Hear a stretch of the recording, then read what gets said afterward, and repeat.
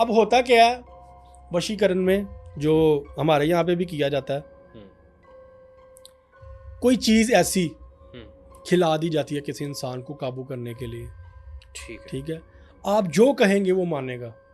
मतलब वो कोई भी चीज़ हो सकती है, आप उसमें मतलब ये अपने तरीके से उसको कोई कुछ करते हैं। कोई देखें, चाय हो सकती है, आइसक्रीम हो सकती है, खाना हो सकता है, बर्गर हो सकता है, कोई भी चीज़ वो आपकी बॉडी के अंदर उन्होंने बस इंसर्ट करनी है।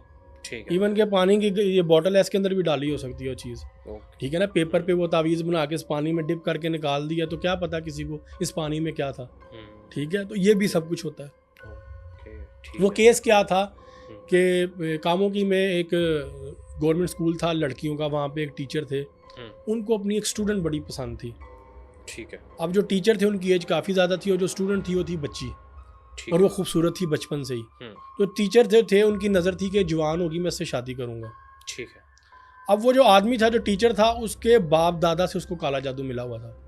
दादा भी करता था, दादा के बाद बाप करता था, बाप के बाद इसको मिला।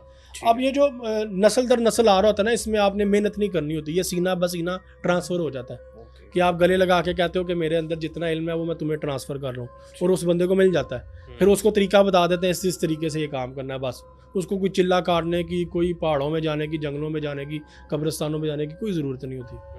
खैर उसके पास वो इल्म था, उसने उस बच्ची को मसान खिलाई हुई थी। अच्छा। मसान कहते हैं मुर्दे की राख को। ठीक है। अब क्या होता है, ये इंडिया में भी जो हैं ये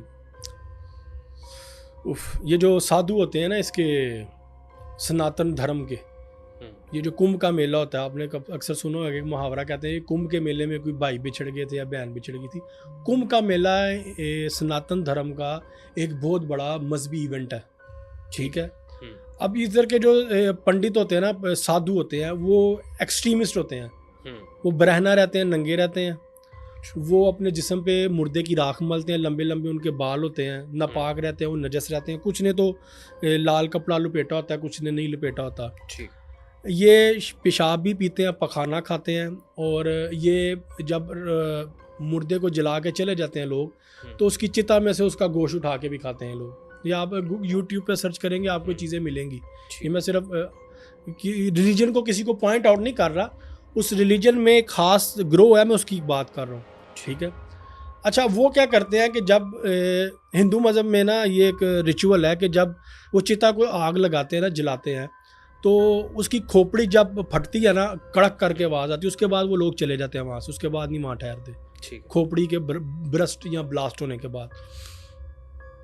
फिर ये लोग उठ के आते हैं उस चिता के पास, ये साधु लोग जो जादू वगैरह इन चीज़ों में हैं, सनातन धर्म के साधु जो हैं, ये उस चिता के कुछ फासले पे बैठते हैं और ज़मीन पे खास निशान बना के उस पर लाल धागा लपेटते हैं। ठीक है। लाल धागा लाल रंग की वजह कि ये खून का निशान है। ठीक है। ये लाल धागा लपेट के वो एक हवन कुंड, एक आग जला के सेंटर में बैठ के ना कुछ तंत्र मंत्र जाप करते हैं। ठीक है। उस जलती हुई चिता में से ना एक शोला उड़ के आता है। अब वो जो उन्होंने वो ज़मीन पे मट्टी के ऊपर जो उन्होंने कील लगा के जो वो धागा लपेटा होता है ना, जिस टेरिटरी के अंदर, जिस हिसार में, जिस बाउंड्री के अंदर देखते हैं कि दायरा बनाया होता है, दायरा उसके अंदर बैठे होते हैं, दायरा या कोई ट्रायंगल या स्टार्स ऑफ डेविड का निशान या कोई भी निशान उन्होंने बनाया तो उसमें वो बैठे होते हैं।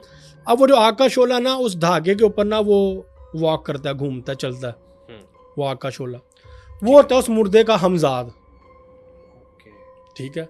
वो उसको वहाँ पे करते हैं काबू। फिर वो जो मुर्दे की राख है ना, वो वहाँ पे बुझ के गिरती है और उसको डब्बी में वो लोग डाल के अपने पास स्टोर कर लेते हैं।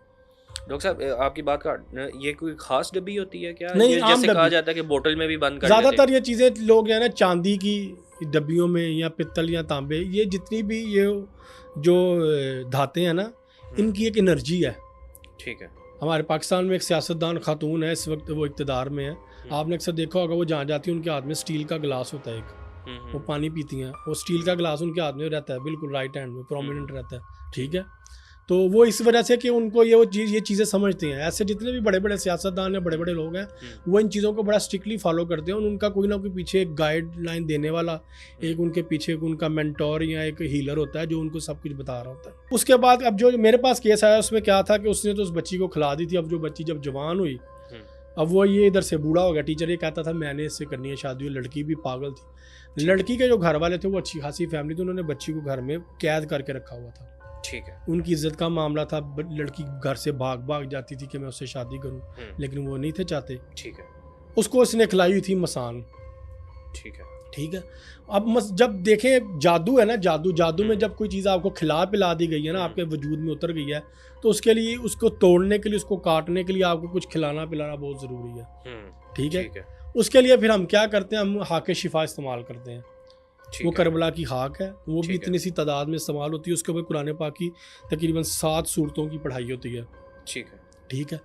कि वो जो थी ना, वो एक गुलाब जामुन मिलता है जिसके सेंटर में ना वो एक खोए की लहर होती है जो ओपन हो जाता है। उसके अंदर उसकी खाला ने रख के उसको खिलाया, अल्लाह फड़ खा सी तेरा उत्थे ब्याह करा। तो लड़की आधे घंटे बाद कहती है आप मुझे कहाँ पे लेके आए हुए हैं, मैं कहाँ पे हूँ। मतलब वो अपनी जो भी यादाश्त वो सब वो खो बैठी, वो माइंड उसका टोटली चेंज हो गया। अब ये चीज़ जो थी, ये हमने वो नापाक चीज़ को एक पाक और नूरानी चीज़ से काटा। हाके शिफा में वैसे भी शिफा है। ठीक है। तो उसके ऊपर कुरान पाक की कुछ खास सूरतों की पढ़ाई होती है, उस पढ़ाई के बाद वो खिलाई जाती है। ठीक है। फिर आबे जमजम के ऊपर कुछ सूरतों की पढ़ाई है, आबे जमजम की अपनी भी तासीर है। फिर जब आप उसके ऊपर कुरान पाक पढ़ते हैं तो फिर उसकी ज़्यादा उसकी पावर जो है वो इंक्रीज़ हो जाती है। तो फिर इस तरह की चीज़ें जो है ना, वो जिस्म के अंदर का जादू काटने के लिए इस्तेमाल होती हैं। ठीक है। अच्छा, मुझे ये बताइएगा, एक इंसानी जिस्म में जैसे कहा जाता है कि जिन्नात का साया हो गया किसी के ऊपर, तो कितने जिन्न आ सकते हैं एक वक्त में? देखें, ये जिन्नात का एक बहुत बड़ा डिस्ट्रैक्शन का एक कह लें बहुत बड़ा हथियार है। होता एक ही है लेकिन वो गुमराह करता है। हम 5 लाख की तादाद में, हम 10 लाख की तादाद में हैं, हम इतने हज़ार हैं, हमारी पक्की है। एक लफ्ज़ इस्तेमाल किया जाता है, पूरी पक्की, पूरा कबीला, पक्की कबीले को कहते हैं। ठीक है। कि जी हमारे बीवी बच्चे भी हैं, सारा कुछ भी है, कुछ के साथ अटैच भी होते हैं ज़्यादा तादाद में, लेकिन ज़्यादातर केसेस में अकेले होते हैं। और रवायात में है कि जिन्नात और शयातीन की बात पे कभी भी यकीन ना करो, झूठ इनकी फितरत है, ये कभी भी सच नहीं बोलते। ठीक है। ये जब जो बात करेंगे, अब फॉर एग्जांपल किसी इंसान पे, यहाँ पे कोई शख्स बैठा है, उसका हम एक्सरसिज्म परफॉर्म करते हैं। एक्सरसिज्म एक ख़ास अमल का नाम है, किसी इंसान से जिन निकालने के अमल को इंग्लिश में एक्सरसिज्म कहते हैं। ठीक है। जब हम वो अमल करते हैं तो उस अमल के दौरान वो चीज़ उस इंसान में हाजिर होकर बड़ी बड़ी बातें करती है। और वो बातें किस किस्म के करेगी कि इधर के लोगों के अंदर लड़ाई शुरू हो जाए। फॉर एग्जाम्पल, कोई इधर पेशेंट बैठा है, हम उसका एक्सरसिज्म परफॉर्म कर रहे हैं। ठीक है। तो वो मेरे बारे में या कोई ऐसी गलत इतनी बातें करेगा कि जो पेशेंट के जो फैमिली वाले हो कहेंगे नहीं हमने इससे काम ही नहीं करवाना। या आपस में कोई फैमिली वालों के बारे में वो कोई ऐसी बात करेगा जिससे उनकी लड़ाई हो जाए, क्योंकि उसने माहौल को ख़राब करना है। वो ये नहीं चाहता कि मुझे जिस्म से निकाला जाए, ये अपने मकसद में कामयाब हो। उसका जो फोकस होगा इस चीज़ पे होगा कि चीज़ सारी डिस्टर्ब हो जाए, इसको मैं स्पॉइल कर दूँ। तो वो इसके लिए फिर ये झूठ बोलते हैं, हथियार इस तरह के हथकंडे अपनाते हैं। अब देखें ना, पक्षी कहना या इतनी तादाद बताना, हम हज़ारों में लाखों में, इसका क्या मकसद है? सामने वाले को खौफजदा करना। और कभी कभी ये इस तादाद में होते भी हैं और ये हमला भी करते हैं। इंसान की जान जाने का ख़तरा होता है। अक्सर लोग ये एतराज़ करते हैं जी हम इतने पैसे लेते हैं, इतने चार्जेस लेते हैं। वो बात ये होती है कि हम अपना रिस्क लेते हैं लाइफ का। ठीक है। उसके अलावा हमारे यहाँ पे जो आवाम है ना, वो बड़ी अजीब सोच की मालिक है। अवाम को शायद ये लगता है, देखें ना, एक चीज़ नज़र नहीं ना आ रही है, अवाम को शायद ये लगता है कि बहुत इजी है और ये 5 मिनट का काम होता है, ऐसे ठीक हो जाएगा, जबकि ऐसा नहीं होता। इवन के आपको कोई पेशेंट मिलने के लिए भी आया ना, वो मिल के भी आपको चला गया, तो उसकी जो साथ नेगेटिव एनर्जी थी या शैतानी मखलूक़ात थी, वो जिस घर से होके गई उस घर पे उसका असर होगा, वो जाने के बाद उस पर असरअंदाज होंगी। अच्छा डॉक्टर साहब, मुझे ये बताइएगा कि हमने अक्सर कमेंट्स में भी देखा है कि लोग कहते हैं कि आप बड़ा चार्ज करते हैं, बड़ी फ़ीस लेते हैं, इस बारे में बताएं। देखें, बात ये है, एहसन हर इंसान की ना एक अपनी एक मेहनत होती है, एफर्ट होती है। मैं फ़ीस चार्ज करता हूँ, लेकिन मैंने लोगों को उसकी डिटेल भी बताई है, उसकी डिटेल क्या है। ठीक है। इवन कि मैं कुछ लोगों के इलाज से पहले, जिनके काफ़ी क्रिटिकल केस होते हैं, उनको कहता हूँ जी पहले आप अपना अकीका करें। अकीका के एक इंसान के ऊपर कर्ज है, एक जान का। ठीक है। मर्द के 2, लड़की का 1 होता है बकरा। वो भी बकरा नॉर्मल हालत का, नॉर्मल जिसामत का, बेऐब होना चाहिए, जैसे कुर्बानी के लिए। वो आप अल्लाह के हजूर एक सदका पेश करते हो।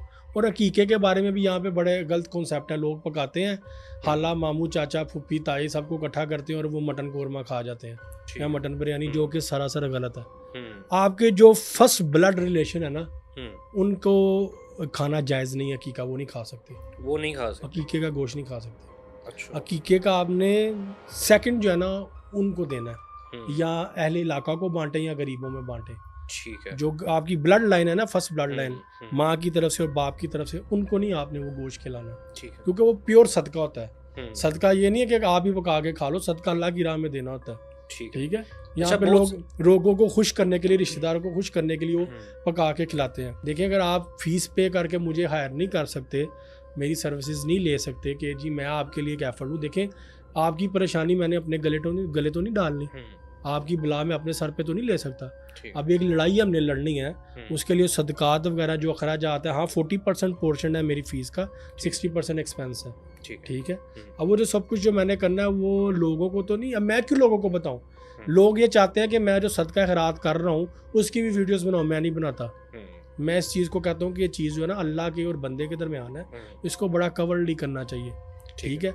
अब देखें ना, मैंने, अगर आप मुझसे नहीं सर्विसेज लेना चाह रहे, मुझसे इलाज नहीं करवाना चाह रहे, मैंने आपको तरीका बता दिया। मैंने आपको सारी रेमेडीज़ बताई हैं कि आप खुद मेहनत करें, आप डायग्नोज भी खुद कर सकते हैं, आप पे जादू है कि नहीं है, आपको किसी के पास जाने की ज़रूरत नहीं। आप फिर उसके बाद इलाज भी कर सकते हैं। सूरह बकरा की आयात, बेरी के पत्तों से गुसल, जैतून के तेल का इस्तेमाल, जो जो रेमेडीज़ मैं देता हूँ वो रेमेडीज़ मैंने बताई भी हैं कि ये रेमेडीज़ आप अपने ऊपर खुद अप्लाई करें तो आप ठीक हो जाएंगे। अब आपने खुद मेहनत नहीं करनी और आपको मैंने जब तरीकाकार सब कुछ बता भी दिया, फिर आप कसूरवार भी मुझे ठहरा रहे हैं, ये ज़्यादती है, ये ज़्यादती ना किया करें।